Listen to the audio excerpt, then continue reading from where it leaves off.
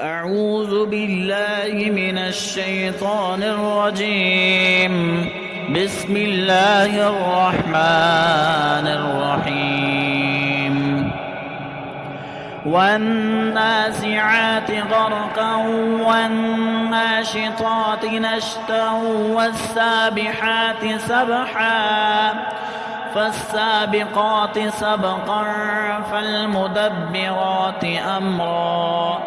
يوم ترجف الراجفة تتبعها الرادفة قلوب يومئذ واجفة أبصارها خاشعة يقولون أئنا لمردودون في الحافرة أئذا كنا عظاما نخرة قالوا تلك إذا كرة خاسرة فإنما هي زجرة واحدة فإذا هم بالساهرة هل أتاك حديث موسى إذ ناداه ربه بالواد المقدس طوى اذهب إلى فرعون إنه طغى فقل هل لك إلى أن تزكى وأهديك إلى ربك فتخشى فأراه الآية الكبرى فكذب وعصى ثم أدبر يسعى فحشر فنادى فقال أنا ربكم الأعلى فأخذه الله نكال الآخرة والأولى إن في ذلك لعبرة لمن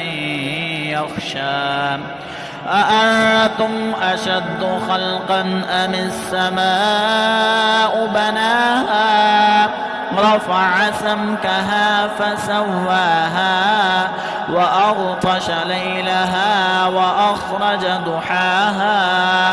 والأرض بعد ذلك دحاها أخرج منها ماءها ومرعاها والجبال أرساها متاعا لكم ولأنعامكم فإذا جاءت الطامة الكبرى يوم يتذكر الإنسان ما سعى وبرزت الجحيم لمن يرى فأما من طغى وآثر الحياة الدنيا فإن الجحيم هي المأوى وأما من خاف مقام ربه ونهى النفس عن الهوى فإن الجنة هي المأوى يسألونك عن الساعة أيان مرساها فيما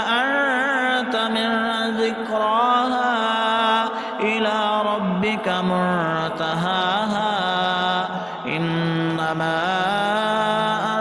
أنت منذر من يخشاها كأنهم يوم يرونها لم يلبثوا إلا عشية أو ضحاها